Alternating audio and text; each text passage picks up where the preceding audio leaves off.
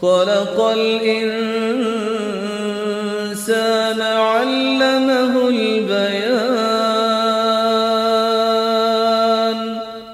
نحمده ونصلي على رسوله الكريم اما بعد فاعوذ بالله من الشيطان الرجيم بسم الله الرحمن الرحيم رب اشرح لي صدري ويسر لي امري واحلل عقدة من لساني يفقهوا قولي۔ ترجمہ، وقالو، اور انہوں نے کہا، قلوبنا، دل ہمارے، غلف، غلاف میں ہیں،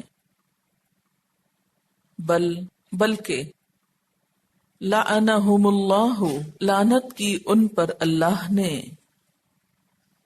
بکفرہم، بوجہ ان کے کفر کے، فقلیلا ما، تو کتنا کم، یؤمنون، وہ ایمان لاتے ہیں، ولما، اور جب، جاءہم، آئی ان کے پاس، کتاب، ایک کتاب، من عند اللہ، اللہ کے پاس سے، مصدق، تصدیق کرنے والی، لما، واسطے اس کے جو، معہم، ان کے پاس تھی، وکانو، اور تھے وہ، من قبل، اس سے پہلے،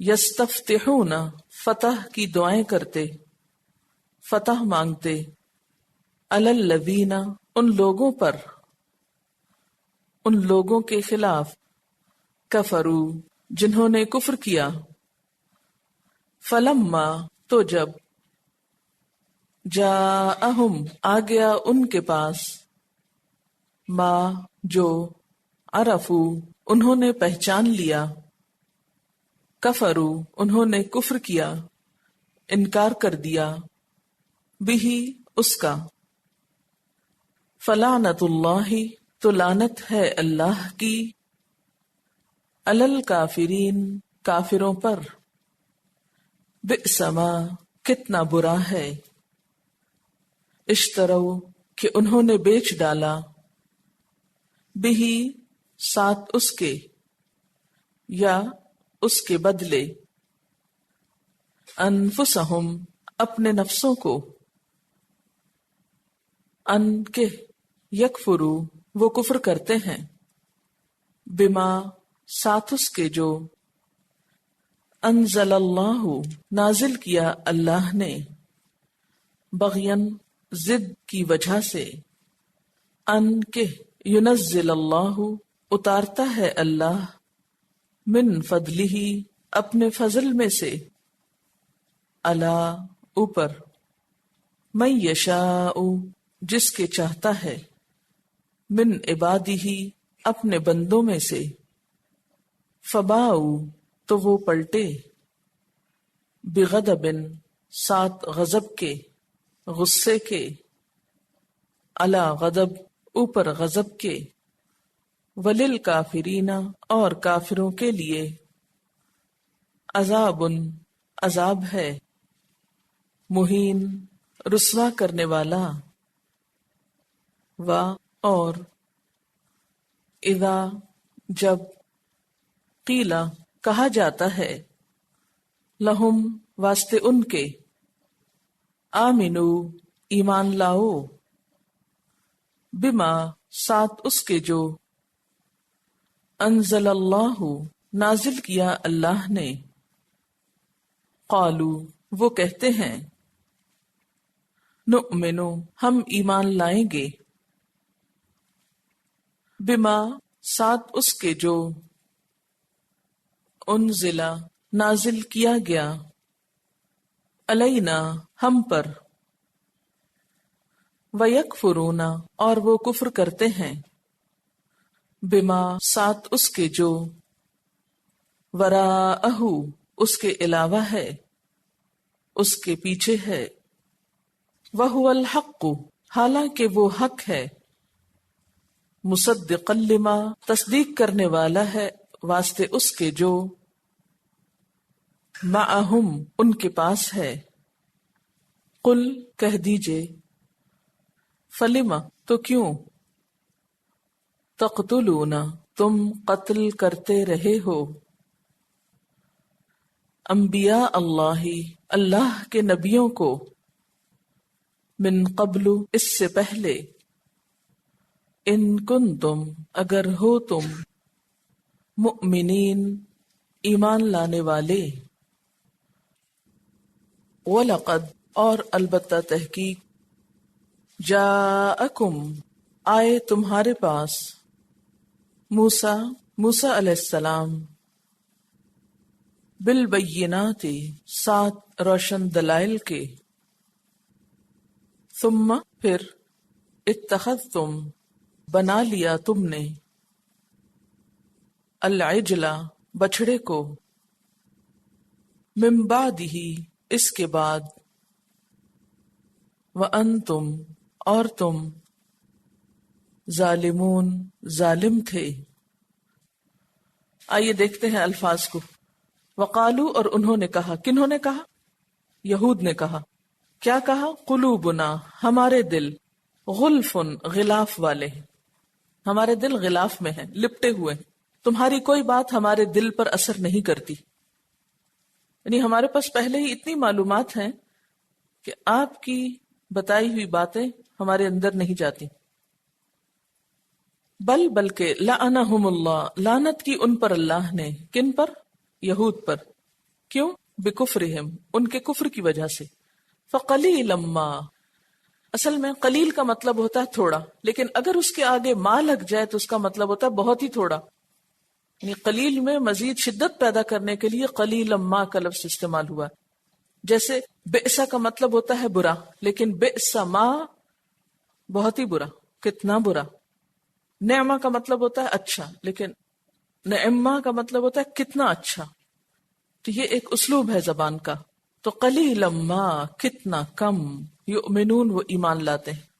ولما اور جب، جاءہم آئی ان کے پاس، کتابن ایک کتاب، من عند اللہ اللہ کی طرف سے، اللہ کے پاس سے، مصدقن تصدیق کرنے والی ہے وہ کتاب، لما معہم اس کے لیے جو ان کے پاس ہے، وکانو اور تھے وہ، کون تھے؟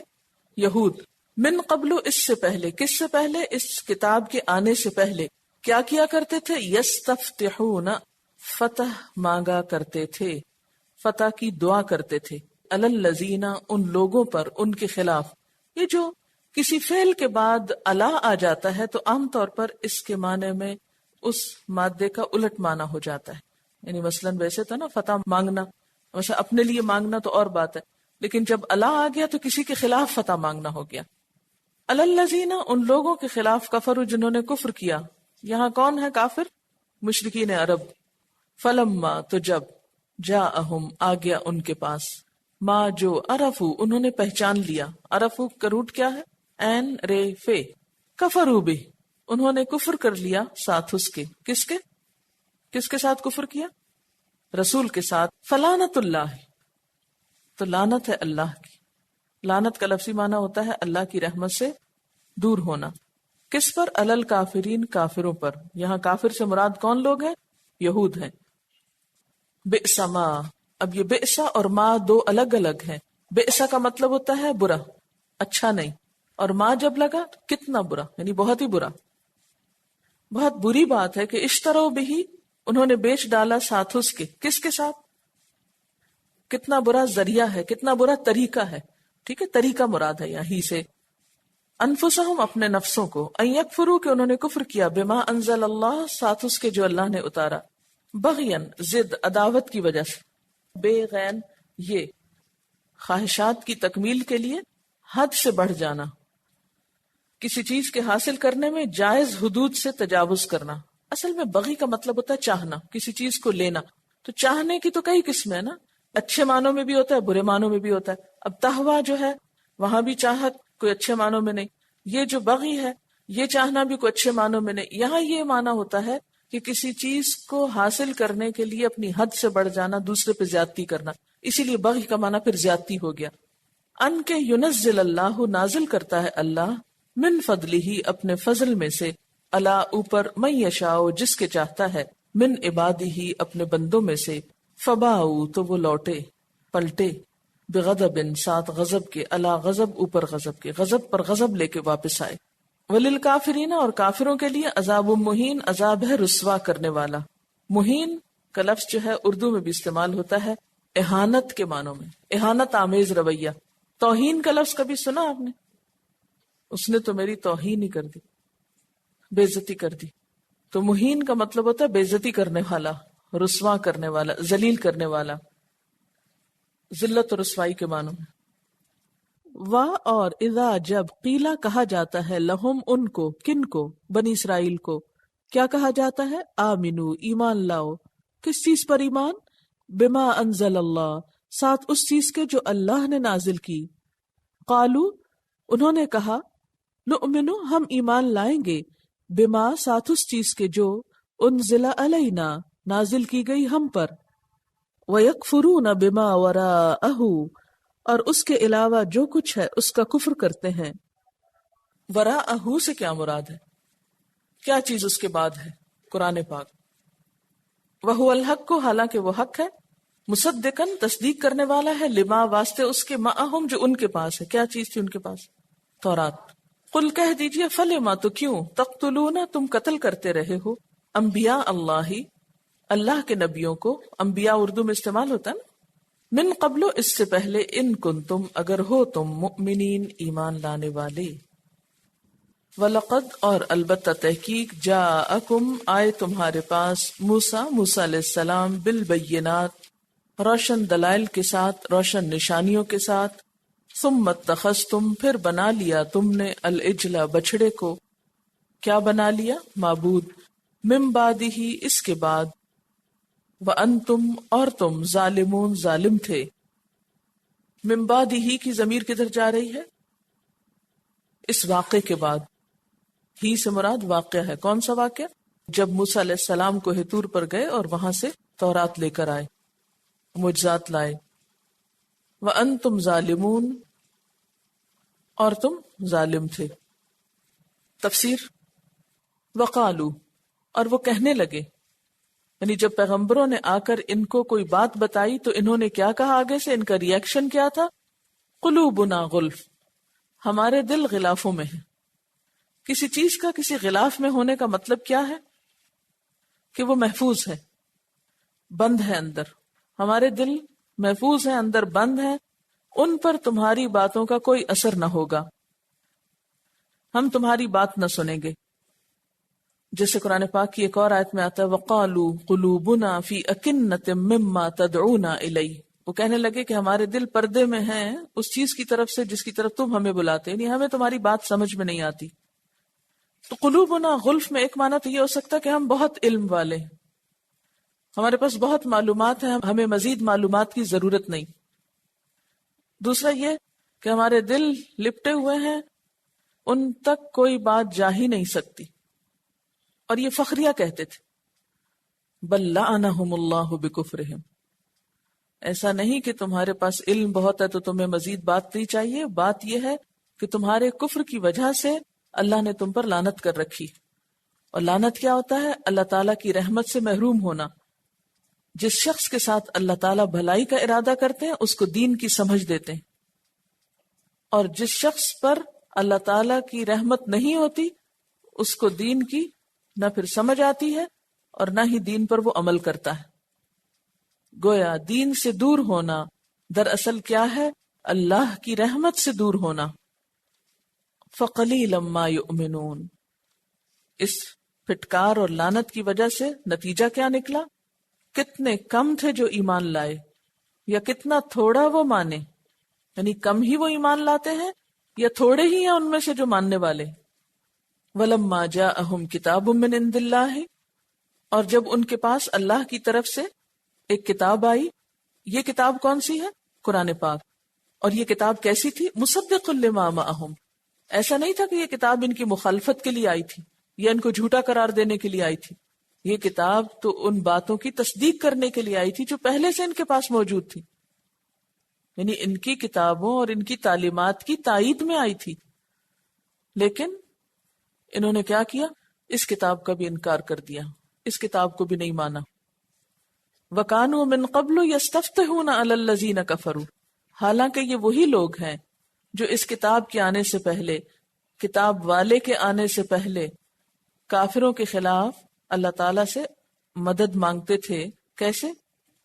یستفتحون کے بارے میں کہ جب کبھی ان کا مقابلہ غیر یہود کے ساتھ ہوتا تو اس وقت یہ دعا کیا کرتے تھے کہ یا اللہ وہ آخری نبی جس کے آنے کا تو نے ہم سے وعدہ کر رکھا ہے اس کو تو ہمارے پاس بھیج تاکہ ہم اس کے ساتھ شریک ہو کر اس کی مدد کر کے ہم کافروں پہ غالب آ سکیں، یا اس کے وجود کی برکت سے ہمیں کافروں پر غلبہ نصیب ہو سکے. اس لیے وہ بڑے بے قراری سے دعائیں مانگتے تھے کہ یا اللہ وہ رسول جلد آ جائے. اب ہوا کیا؟ فلما جاءہم، پھر وہ رسول جب آ گیا ان کے پاس، ما عرفوا، جس کو انہوں نے پہچان بھی لیا تھا، کفروا بھی، تو انہوں نے اس کا انکار کر دیا. یعنی نبی صلی اللہ علیہ وسلم جب تشریف لے آئے تو ایسا نہیں تھا کہ یہود ان کو پہچانتے نہیں تھے، پہچان گئے، لیکن کفروا بہ، آپ کا انکار کر دیا، کفر کر دیا. تو کفر کس کو کہتے ہیں؟ انکار کرنا، یعنی جاننے کے بعد، پہچاننے کے بعد، سمجھ آنے کے بعد پھر بات کو جھٹلا دینا. تو پیغمبر علیہ السلام کو پہچاننے کے بعد انہوں نے ان کا انکار کر دیا. اب نتیجہ کیا تھا؟ فلعنت اللہ، لعنت ہے اللہ کی، اللہ کی رحمت سے محرومی ہے. کس کے لیے؟ علی الکافرین، یہ کافروں کے لیے، ایسا انکار کرنے والوں کے لیے. بئس ما اشتروا بہ انفسہم، کتنی بری ہے وہ چیز جس کے بدلے انہوں نے اپنی جانوں کو بیچ ڈالا. کون سی چیز؟ یعنی دنیا.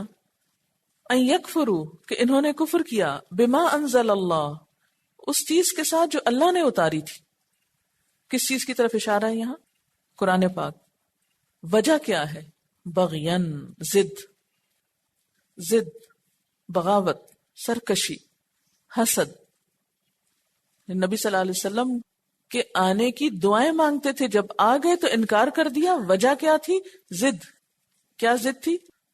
کہ یہ بنی اسماعیل میں کیوں آئے ہیں، ہماری قوم میں سے کیوں نہیں آئے، ہماری نسل میں سے کیوں نہیں آئے. کیونکہ وہ اپنے آپ کو حق پرست کہتے تھے، اپنے آپ کو بہت نیک سمجھتے تھے، اپنی بڑائی کے خیال میں مبتلا تھے، تکبر میں مبتلا تھے. ان کا خیال یہ تھا کہ دنیا میں بنی اسرائیل ہی صرف وہ قوم ہے کہ جو اللہ کی بہت پیاری ہے، اللہ کی بہت محبوب ہے، اس لیے بنی اسرائیل کے باہر کسی میں بھی کوئی خیر نہیں. ان کو حقیر سمجھتے تھے. عربوں کو تو یہ امی کہتے تھے، ان پڑھ لوگ. فرمایا ضد کی وجہ سے تم پیغمبر کا انکار کرتے ہو.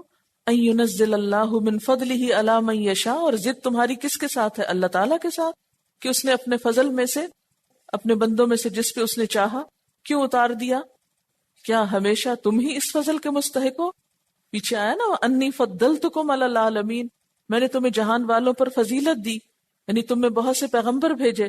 تو اب تمہارا کیا خیال ہے کہ اس فضیلت کے مستحق صرف تم ہی لوگ ہو؟ اور اگر یہ فضیلت تمہارے علاوہ کسی اور کو ملی ہے تو تم ضد میں مبتلا ہو گئے ہو. فباؤوا بغضب علی غضب، ان کے اس رویے کی وجہ سے اللہ تعالیٰ ان سے ناراض ہوئے، غضب پر غضب ان پہ ٹوٹا، اللہ کی ناراضگی ان پر آئی. وَلِلْكَافِرِينَ عَذَابٌ مُهِينٌ، اور کافروں کے لیے تو رسوا کرنے والا عذاب ہے. اور نتیجہ کیا ہوا؟ نبی صلی اللہ علیہ وسلم کا انکار، آپ کی نبوت کا انکار ان کو بہت مہنگا پڑا.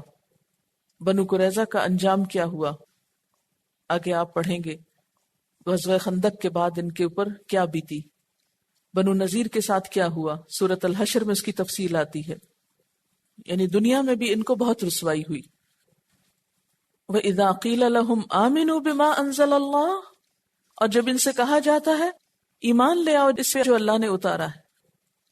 اس سے کیا فرق پڑتا ہے اس کا نام تورات ہے یا اس کا نام قرآن ہے؟ بات تو یہ ہے کہ دونوں اللہ ہی کی باتیں ہیں. قالو، تو اس وقت بہانہ کرتے ہیں، نؤمن بما انزل علینا، ہم تو وہ مانیں گے جو ہم پہ آیا. وَيَكْفُرُونَ بِمَا وَرَاءَهُ، اور وہ کفر کر دیتے جو اس کے علاوہ ہوتا. تو گویا ان کے اندر کیا خرابی آ چکی تھی؟ یہ سمجھتے تھے کہ حق صرف ان کے اپنے گروہ یا ان کی اپنی جماعت کے اندر ہے، اس کے باہر کسی اور کے پاس کوئی سچی بات نہیں، کوئی اچھی بات نہیں، ہم تو وہ مانیں گے جو ہماری جماعت میں ہے۔ اللہ تعالیٰ فرماتے ہیں وَهُوَ الْحَقِّ، جس کا یہ انکار کر رہے ہیں وہ تو سچی بات ہے۔ کیا چیز؟ قرآن پاک، مصدقا لما معہم، تصدیق کرنے والی ہے اس چیز کی جو ان کے پاس ہے۔ کیا چیز؟ تورات۔ قل، آپ کہہ دیجئے، فَلِمَ تَقْتُلُونَ أَنْبِيَاءَ اللَّهِ، تم اللہ کے نبیوں کو کیوں قتل کرتے رہے ہو؟ من قبل، اس سے پہلے، ان کنتم مؤمنین، اگر تم واقعی مومن ہو۔ اب یہ ہے کہ اس دور کے یہود نے تو قتل نہیں کیا تھا، یہ تو ان کے آباء و اجداد قتل کرتے رہے، پھر یہ کیوں کہا گیا کہ تم کیوں قتل کرتے رہے ہو؟ حالانکہ قصور ان کے باپ دادا کا تھا، پچھلے لوگوں کا تھا، پھر انہیں کیوں بلیم کیا جا رہا ہے؟ کیونکہ یہ اپنے آباء و اجداد کے اس عمل کو برا نہیں کہتے تھے، بلکہ اس پر فخر کرتے تھے۔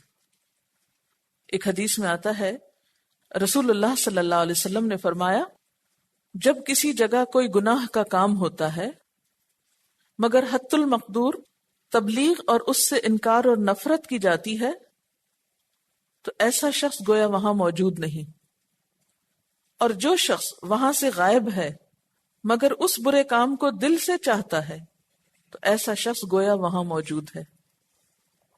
یعنی ایک شخص نے گناہ کیا، دوسرا اس کو دیکھ کے روکتا ہے، تو ایسا شخص ایسا ہے گویا اس نے گناہ دیکھا ہی نہیں، اس میں کوئی شراکت نہیں۔